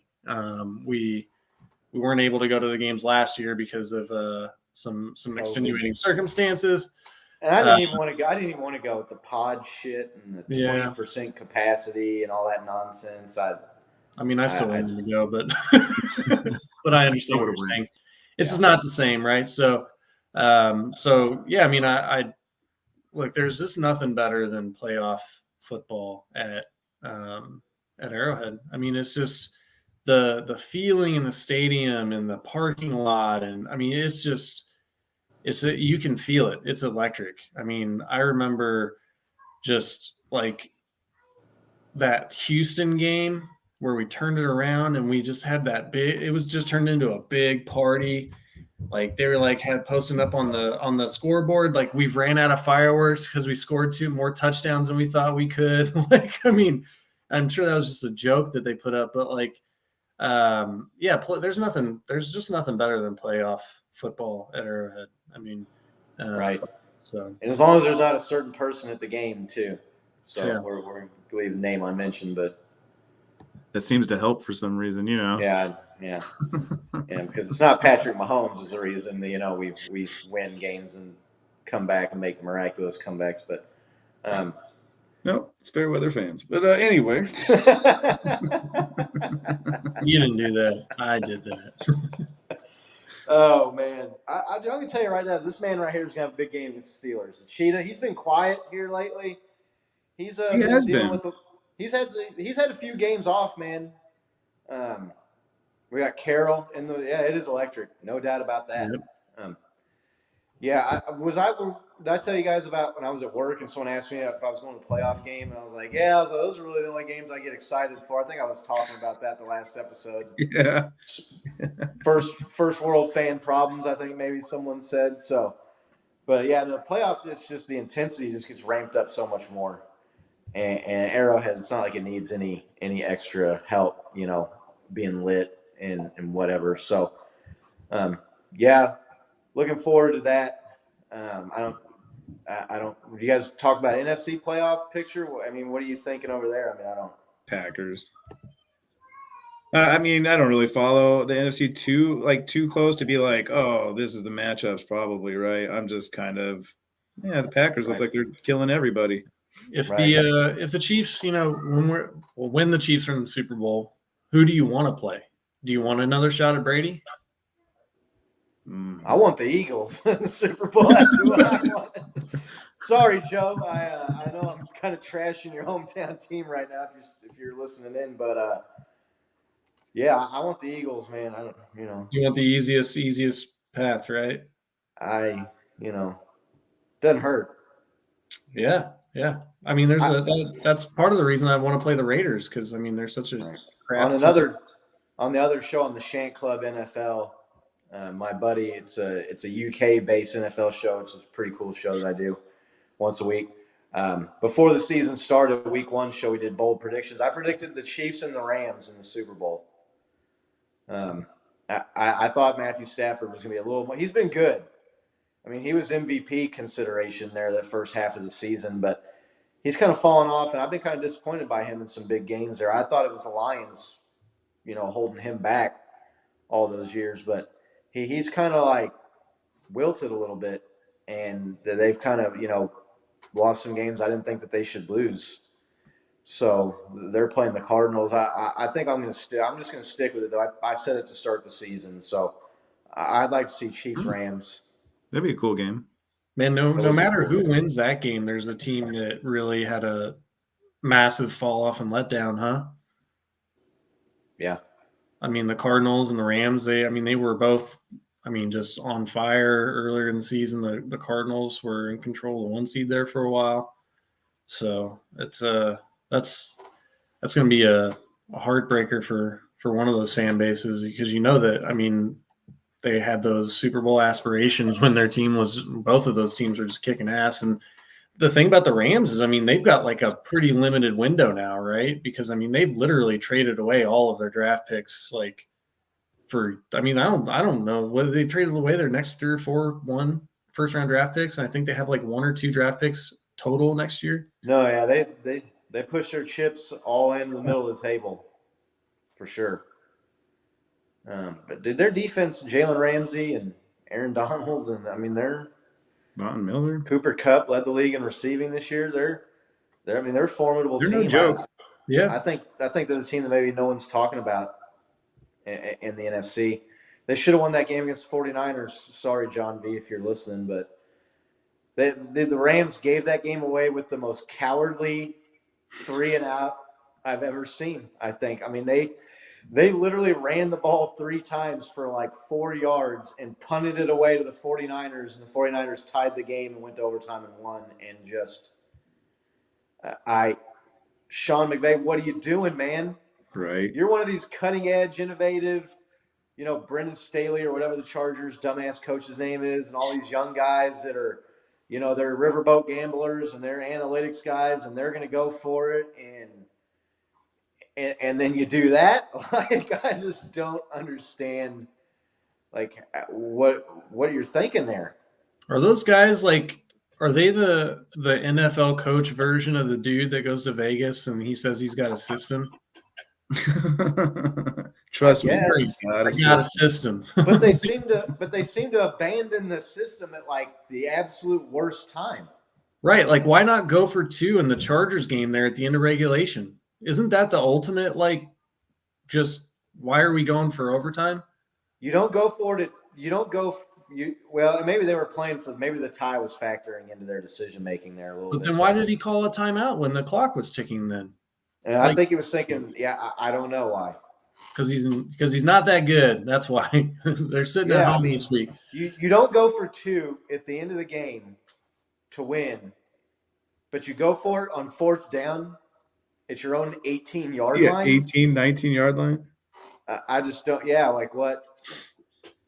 And all these media talking heads were talking about, was he the best coach in the division earlier in the season and all this shit. I'm like, hello, Hall of Fame coach Andy Reid, folks. Like, I wonder what the conversations are around, like, just following the stats like that. You know what I mean? Like, no matter what, we got to do it. Because 7 out of 10 times, or like, it can't even. I can't imagine a play being that high. You know what I mean? Like, I can imagine the highest percentage being like 50, high 50s, and you're gonna go with it on that. Like, I don't understand the logic that just goes go all the time. Like, that would be like going to Vegas and betting red every single time. It's about to hit. It's going to hit. I think the problem is that sometimes people let math like trump their common sense. Like, I think that people let themselves get talked into some of these things, and it's kind of like the math around simulation theory, where you're like, oh, well, we probably are in a simulation. And it's like, but like, we're probably not in a simulation. You know what I mean? Like, I think it's a way for like some of these coaches to like negate liability. Like, oh yeah, well, it's not my fault. You know what I mean? Yeah. The stats said to go for it here. Yeah. It's not my fault. I didn't realize we were on our own 18-yard line. Yeah, well, the stats say that like I should get a new head coach is what they say. Right. The fact that Justin Herbert threw for 5,000 yards and you missed the playoffs. Hashtag stat that. I'm for being aggressive. There's a lot of times where the Chiefs don't go for it. Like, Yeah. was it the Broncos game this last where it was like they were at the Broncos like 43 or 46-yard line and Yeah, they and we punted punted and went in the end zone. and it went into the end zone and you gained 20 yards of field position. Right. But it's your own 18. If you don't get it, you just gave the other team 3 points minimum. So too much of a good thing, maybe. And you bring up that timeout that he called against the Raiders. Mm-hmm. I'm not buying that they were just going to kneel the ball out and take the tie until they Yeah, called I the don't timeout either. there. I think they're just buying saying that because as like a media talking point. Right. I don't think they were going to kick. They were going to try and get yards and kick a field goal. Like, I understand people say, "Oh, he couldn't kneel out the whole game for a tie." But there at the end, a tie is one. But if you got a chance to put a stake in the season, the heart of your division rival, your division opponent's season, Right. you do it. Like, you don't. Oh, yeah, for sure. No, And you don't want to play them in the playoffs again, really.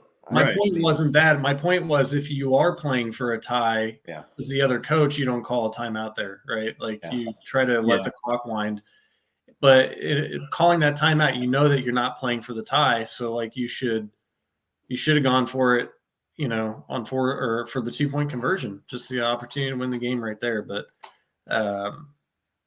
I'm glad that he made poor decisions in that game. Well, like we were texting about it, and I said like, dude, like that just blew 3 points, right? And I was like, what if they lose by 3 points and they miss the playoffs because they lose by 3 points and they lost by 3 points, right? Right.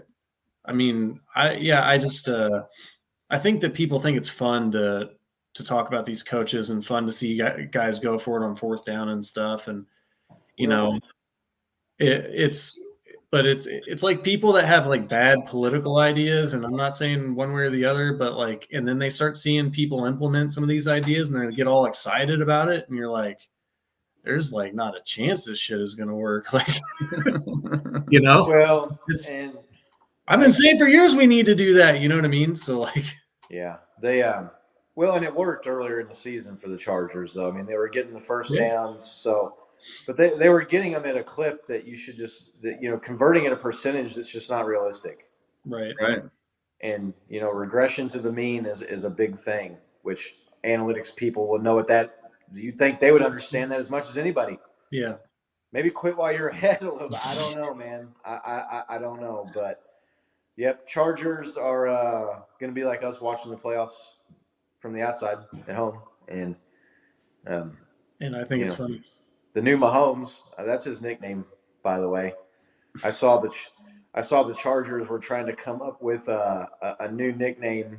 There's this like social media frenzy to come up with a good nickname for him for next season. And I was thinking like new Coke, like the new Mahomes. It ain't as good as the original. Okay, folks, I hate to break it to you. But yeah, so the new Mahomes, maybe they'll have better luck next year. We're about an hour and a half. I don't know if you guys got any more beer, anything to do. I mean, I'm going to keep going, but sure. I mean, so like, how do you guys feel? Because that Broncos game was kind of ugly, right? I mean, I know we didn't talk about it much. I mean, I was hoping for a stronger showing right before going into the postseason. Doesn't mean that I'm worried about the Steelers game or anything, but the Broncos do. I mean, typically seem to like this year play us tough, even though they're not a great team. I don't know. What were your thoughts on that game? Dude, I feel like the Broncos are a quarterback away from being actually a decent team, right? If they could just get a solid QB in there that had a good head on his shoulders, wouldn't just throw up balls to get intercepted all the time, that the Broncos actually might be contenders. But, his favorite receiver isn't the sideline. Yeah, exactly. But the Broncos always tend to play us tough. I'm happy with the win, but I'm with you. I would like to like have a little bit better of a showing, but I don't feel like you can like show all your cards a week before the playoffs either. You know what I mean? You gotta save some for week 1 week. So I'm not too concerned. I agree with what Bo's saying a little bit about if they had a better quarterback. There's talk about the Packers trading Rodgers or him leaving and Russell Wilson maybe. And I saw people were saying, oh, if Aaron Rodgers or Russell Wilson went to the Broncos. I mean, I don't want to see that happen. But that was a weird game because the Chiefs came out and were dominating, and they marched right down the field. They got a 3-and-out, right? And then they marched right down the field, scored a touchdown, then had another stop, and then I don't know, Zane, whatever his name was, number 39, gets a penalty trying to block a punt that extended that drive. They scored a touchdown. Drew Lock had a couple of I'll just run it in up the middle. So it seemed like the Chiefs were in control of that game. Momentum kind of swung. Those guys are also maybe not – the motivation maybe is not there. And, the Broncos – they got to be tired of losing to the Chiefs at this point. Yeah, and it's their last game of the year too, right? It's their last game of the year. So, yeah, I'm not reading too much. I got a pterodactyl or some shit flying around my living room right now. You feeling all right? Yeah. I think that stuff's starting to kick in. No. I think they were more motivated, and I think there was kind of a momentum swing there. And like Bo said, that they've got some decent players. That Javonte Williams is a good running back. Melvin Gordon's a good running back. Yeah. Been kind of disappointed with Jerry Jeudy in the NFL. I thought he was going to be a really, really good wide receiver. He doesn't have anybody throwing it to him, though. That's true. No, you're right. Yeah. He'd be good on the Chiefs receiver. Yeah. Yeah, absolutely. So no, I'm not too worried. Yeah. About that game. Dude, how sick was that play by Ingram? And then the scoop and score by Nick. Oh, God, so great. Yeah. So clutch, too, right? I know, like that, thank you, time, Steelers. right? The timing couldn't have been better. What a hell of a play. And then for Nick Bolton to run it all the way back, too. How do you get – I mean, I know that the tight end blew the blocking assignment or whatever, but how do you get to the running back before he even really has the ball? Yeah. How are you that so fast? How are you that big of a guy and you get there that fast, Well, he's getting older, but that dude, when he was with the Chargers in his prime, was a stud, man. That dude was a stud. Like, it's still there. He ain't 50. You know what I mean? I mean, the dude's still got gas in the tank, obviously. Right. And he was one of the top players at his position at his peak. What a hell of an acquisition. I know I've said this on previous shows. For 6th round pick. Dude. Yeah. Like, what a steal. And, talk about, an impact player, immediately coming in and affecting our defense, right? Yeah. Yeah, and I mean, you can look at the defensive turnaround correlates right about the time he came in. Yeah. It's the same time we moved Chris Jones inside, right? I mean, that's what happened. But that was a sick play. I just the moment in the game, because the Broncos were, I mean, they were going to be up. Was it 8 points if they scored a touchdown? Possibly 9 if they went for 2. And they were knocking on the door, and that was I don't know, 1 seed potentially on the line still. That was sick. Yeah, it was an exciting play, that's for sure. I want to go back to that call you were talking about, that penalty against the kicker, dude. That was running into the kicker. I'm sorry. These refs are blowing this so much, and the fact that the booth didn't come down and buzz them and say, hey, that's actually running into the kicker, not roughing the kicker. And that's a whole difference. It's 4th and 7. It's a 5-yard penalty instead of a 15-yard penalty. It's 4th and 2. I don't think they go for it there. I'm over these refs right now, man. I don't understand how some games get the booth refs and some games don't. But sorry, I just had to get that off my chest, I guess. Yeah, the difference being that if you run into the guy versus if you take out their plant leg is where it's roughing, right? Right. Yeah. Yeah, and he definitely didn't take out his plant leg, ran into him, but. Scotty and all of us were texting about it. I think Scott hit the nail on the head. It's you've got him 2, 3 and outs. You've already scored. Why the hell are you calling that punt block there to begin with? I mean, I know he almost got there, but I mean, he literally on a crappy field where you're Yeah, footing. just- I mean, you could slip Yeah, into the everybody's guy. slipping all day. I don't know. I mean, it's probably not going to be good for viewers, but to trash Dave Tobe, and I'm obviously not a personnel person, and the guy has the respect of a lot of people who know a lot more about football than I do, but it just seems to me like we continue to make the same dumb mistakes on special teams over and over and over. Catching punts at the 4-yard line, running the ball Right. out deep, 5 yards deep out Five, of the 6 end yards zone, deep in the end zone. getting tackled Yeah. at the 15 or 20 and then getting a holding penalty. So now you're starting the drive at the 5 instead of the 25. Yeah. Calling punt blocks when when you need to block a punt is when either A, you're the inferior team and you need plays like that to win, or B, at the end of the game when you're running out of time and possessions. You don't need that there. That to me is don't even risk the penalty. The number of times you're going to get the block compared to the number of times you're going to get a penalty is not even close. The ratio.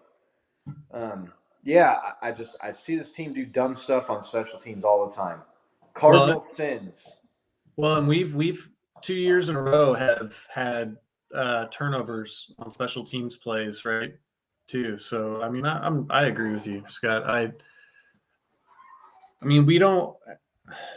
They haven't cost us any games, but man, they definitely just seem to make odd decisions in over and over and over and over again. So I mean, you gotta think that that's what they think they should do, right? I mean, it's kind of like we talk about why do the Chiefs receivers kind of run backwards and try to trail around? Like, I mean, every time they catch the ball, and it's like somebody's got to be coaching them on that, right? I mean, they all do it, so that's got to be a thing. Like, just some of them are better at doing it than others. Travis Kelce is a master of doing it. Demarcus Robinson thinks he needs to run backwards like 10 yards before he starts turning around. Like, I don't know, just odd things. So, dude, there's that. Have you seen that GIF where like the baby comes running down the hallway, and then once he gets into the living room, he sees something, his eyes get big, and he turns around and runs back down the hallway?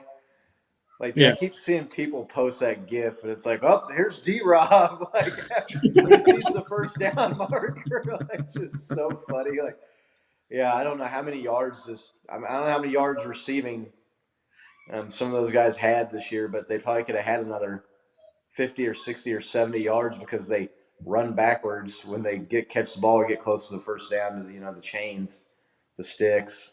If we could get Joe back on sometime, I'd love to ask him about special teams in the NFL because, like, a lot of those guys in the NFL, like, they're the cream of the crop. They don't play special teams the last 2 years they're in college usually. You know what I mean? So, like, they have to get to the NFL. Business is business. You're on special teams regardless. So, like, like a lot of these guys, it's their first year playing special teams. So, I mean, yeah. No, yeah, we got to get Joe back on, man, for sure. Yeah, that was fun.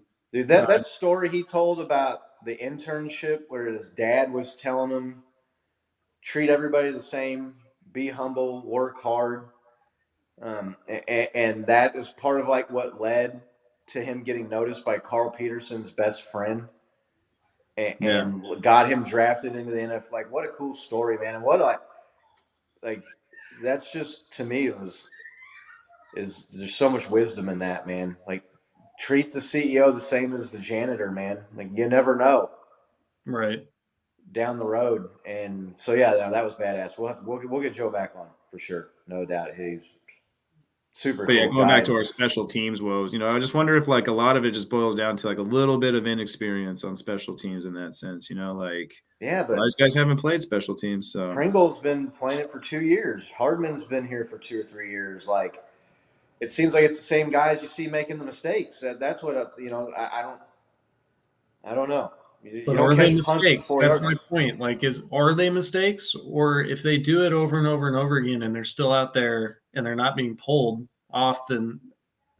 I mean, either that's a lack of discipline from the coach, or that's what like they're told to do, or they're just okay with them doing that, right? I mean, there's not a lot of options there that are. Yeah. Yeah, and I'm not even necessarily blaming the players because, I mean, if they're not told to stop doing it, I mean, they're going to keep doing it. But to me, those are just things that is someone who's watched football for a long time and heard a lot of people analyze and break down. Like those are like the cardinal sins of special teams, like catching punts at the 4-yard line. Like the likelihood of something going bad on a kickoff is so much greater, I feel like, than any other play too. Yeah, and taking the ball out deep of the end zone and getting tackled short and things like that are just, to me, are just like they're breaking unwritten rules. One special teams touchdown is not worth 10 drives started inside the 15-yard line. Right. It's more than that. It's got to be more than that. Yeah, it's got to be more than 10 drives. It's got to be 20 drives. Like, I mean, we took it back to the house once this year, and it got called back. You know what I mean? Like, how many returns did we take? Like, the way that they have the kickoffs and everything set up now is, I mean, it's super hard to score, right? So, and they're giving you the ball at the 25. 25, yeah. So if Butker is money from what would you say field goal range yard wise from Butker? 55. The 38-yard line, something like that. 38-yard line. So if you're at the 25, you got to get 25 to get to the 50. And then another 12. You get it. I mean, that's not that many. It's 3 or 4 first downs in your field goal range. Right.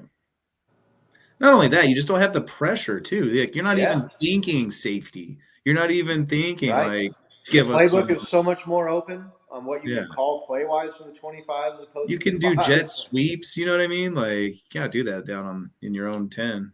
Yeah. Well, maybe I need to mail a letter to Arrowhead, one Arrowhead Drive, and address it to Dave Tobe and just say, hey, man, you want me to sign it? I'll sign it with you. Yeah, here's where you're really fucking up, Dave. Okay. Love each game live. Guys, I just got this letter from a guy named Scott Rogers. He's so right. Well, open it up. What's it say? No, yeah, right. Yeah, right. They're not going to be listening to anything I have to say. But I'm just pumped. I'm ready for the playoffs.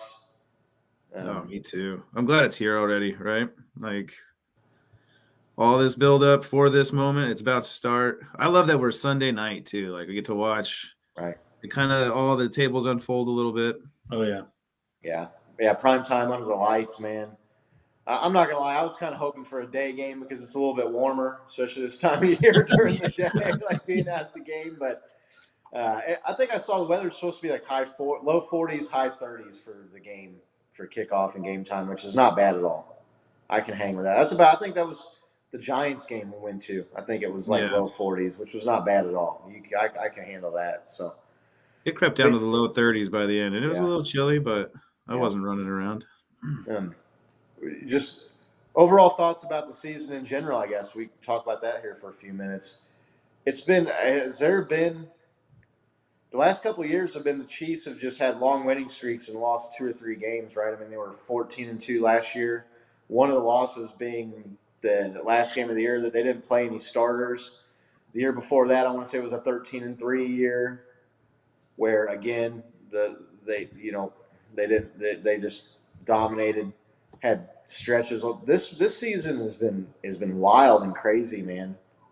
Just such a roller coaster. Well, one of the thoughts is that the Chiefs on their Twitter put a thing that they're one of 5 teams in NFL history to win 12 games or more for 4 consecutive years. So that's awesome. I mean, that's truly amazing, an amazing feat to accomplish as a franchise. As far as this season specifically, it's like everybody just wants to sit there and nitpick and talk about what the Chiefs aren't and what they can't and what they don't, and then they just keep winning. So, I mean, they just keep coming out on top, and I think that shows the leadership that they have on their team. It shows the fortitude of the dudes in the locker room, and really just the brilliance of Patrick Mahomes as a quarterback. Because like everything, Herbert, everybody wants to sit there and say he's the next Mahomes. He's not the next Mahomes because people are calling him the next Mahomes. So you don't call the dude the other guy if he's that guy, right? But that's a good point. So he had pretty much a great season, right? and Patrick like struggled. And I know that we've had our shows where we talk about it, but he has had some points at this season where he struggled. He's talked about it. He's opened up. He's admitted that, he's drifted too far back in the pocket. He's had some throws that, like, for whatever reason, went into the dirt. But the dude still won 12 games, won his division, and is the 2 seed. And he's never been lower than the 2 seed in any of the seasons that he's been the starting quarterback. This is going to be the first, wild card weekend he's had to play. But he's never even played a road playoff game. That's how good the dude is. And so despite all of that, like, to come out and still be in this position, I think is pretty amazing, because, there's some points during the season. Like, I know we won that Giants game that we all went to, but man, when I was walking out of that game, I was just like thinking, I was like, that team did not, there's something looked off about that team. I don't know, but so I don't know. It's just been a fun ride. It's a miraculous turnaround. So like, let's bring on the playoffs. Let's go get, 2 and 3 years. I think that would be huge. I don't think the Chiefs did themselves any favors over the past 3 years, setting the bar so incredibly high for themselves. You know what I mean? And Patrick. Right. Well, yeah. I mean, I would say he's the bar raiser for sure. But I mean, like, what other team's going to go 12-5 this year and everybody's going to talk shit about them? Like, oh, they're broken. Right. They're not that great. You know what I mean? Like, it's just because, like, he did too well in the past that, like, he has, like, not the best season, but still a really great season. And he just gets, all this heat. It's kind of unjustified. Yeah. I mean, but yeah, looking back on this year, man, what a roller coaster. I just remember the first couple of podcasts we did, we talked about this a little bit, just like feeling like, oh my God, this is going to be a huge uphill battle for them. Should we even do this podcast if it's going to be we here? picked the wrong season. Like, yeah, right. This is going to be miserable. Can the Chiefs even win over 10 games? And like Nick said, it's just been a fun ride to watch. Some close games that we should have won, some games, that it's just been a hell of a season. And like Nick said, credit to Patrick Mahomes, but more so credit to our defense, man. What a turnaround story. Yeah. Going from, like, the stats that they were bringing up against our defense was just like almost indefensible. You couldn't argue against, like, how bad they were. Right. Like, yeah, we're giving up 300 yards a game running. Like, yeah, the last team to do this defensively was the 1942 Browns or some shit.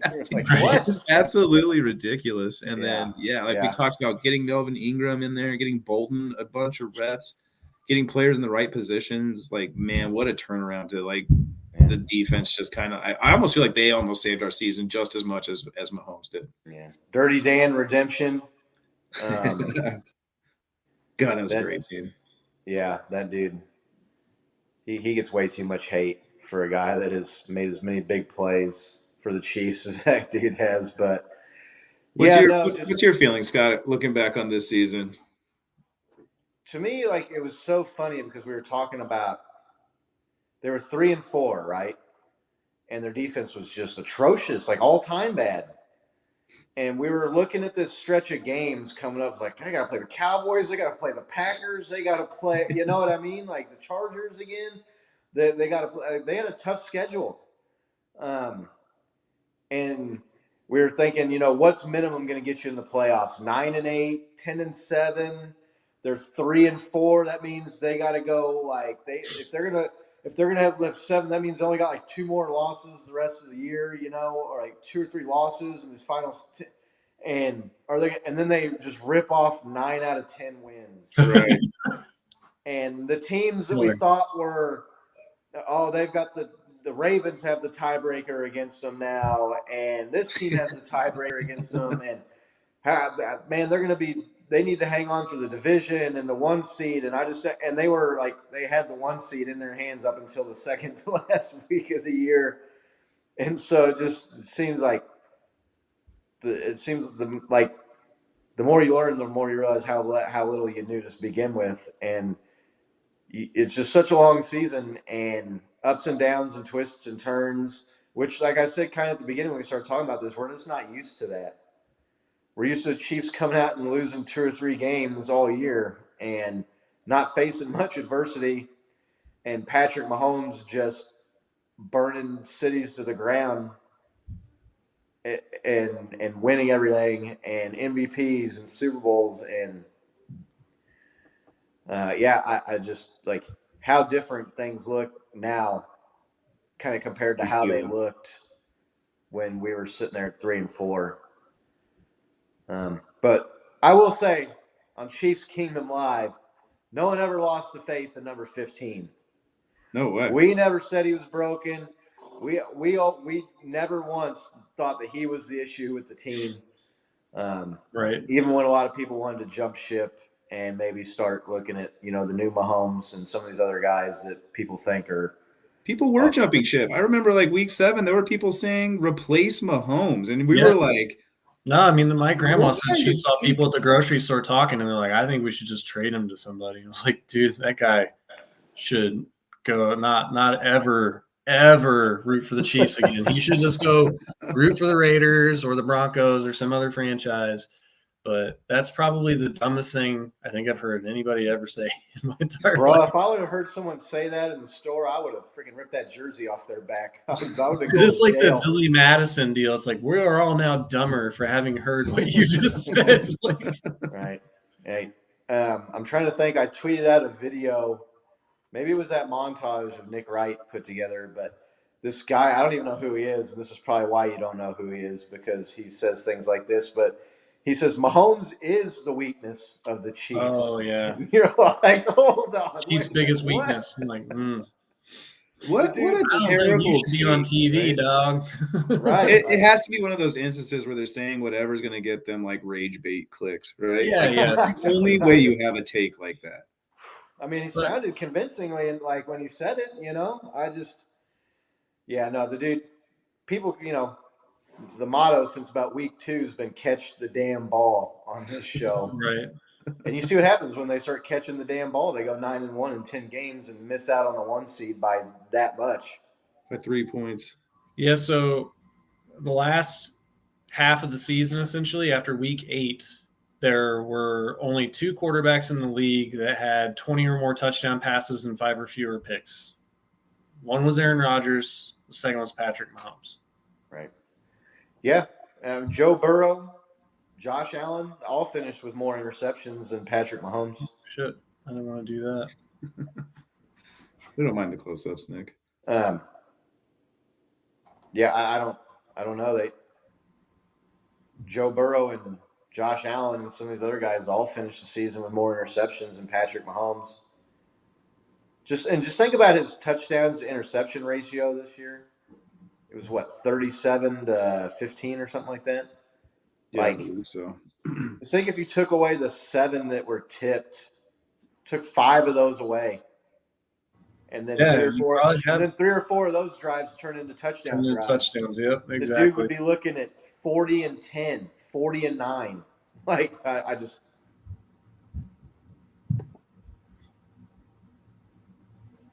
Yep. Right. Yeah. There you go. You getting punched in the mouth. But that's kind of what you get, because we saw that when the Royals, I know this isn't a baseball show, but when the Royals started winning, you got a bunch of these Johnny-come-lately bandwagon fans that never really watched sports before. They just don't know. Like, they don't. And not that there's anything wrong with those folks. You're all, hey, man, Chiefs Kingdom, we love you. If you're cheering the team on, whatever it takes to get you in and get you excited about the team, we get it, man. There's not going to be a lot of idiots like me that go to the game when they win 2 games and have the number 1 pick. So that doesn't necessarily make me a better fan than anybody else. That's not the point I'm trying to make either. There's probably something wrong. We all know what a great fan you are, Scott. There's probably something wrong with me mentally and emotionally to torture myself like that. But that was a bad year. those are just people that don't know much about football or haven't watched it, and they've started watching the last 3 or 4 years because the Chiefs are good and they're going to the Super Bowl.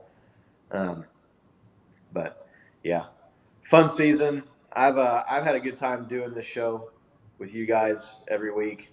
Yeah.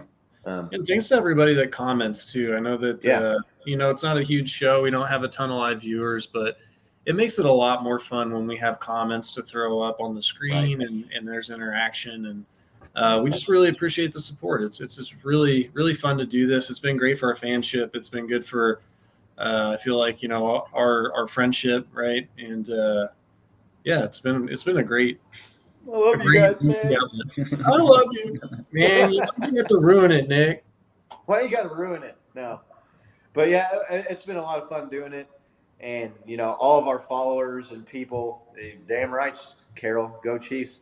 Go Chiefs. All the followers that we've been, we're up over like 600 followers on Twitter now. And I know, Bo, you've been working the Instagram, Facebook page is getting there. Not quite what you're doing, but hey. Well, we got, I followed a lot of people on there too. So, but yeah, up to 70 subscribers now for our first season.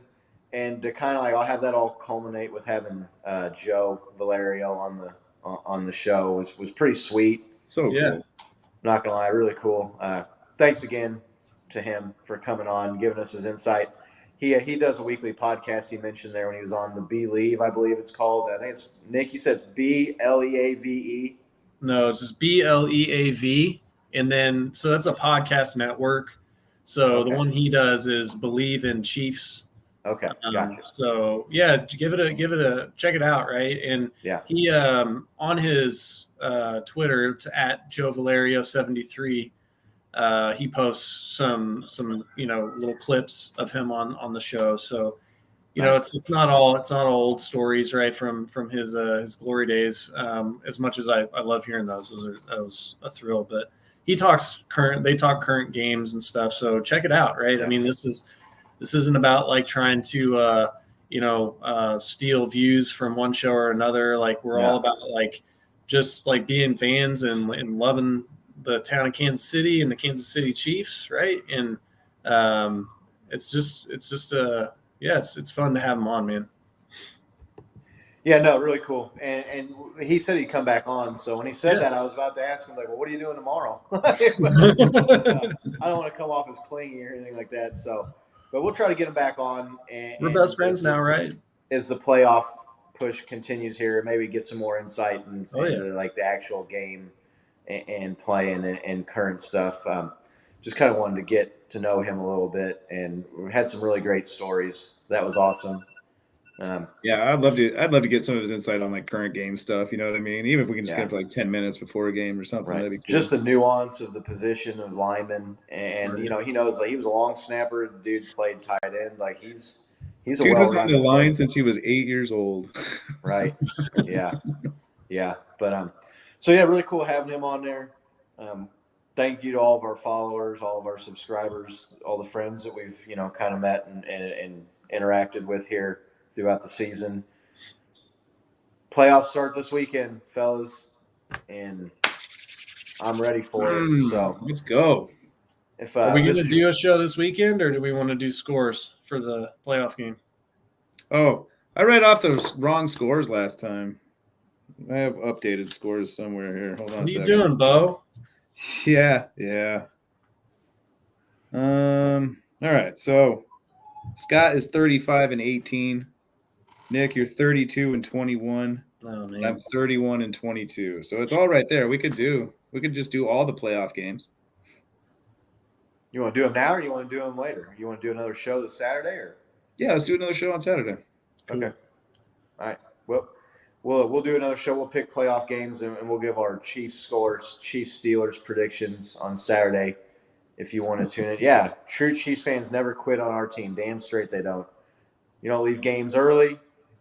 You don't talk about trading Patrick Mahomes.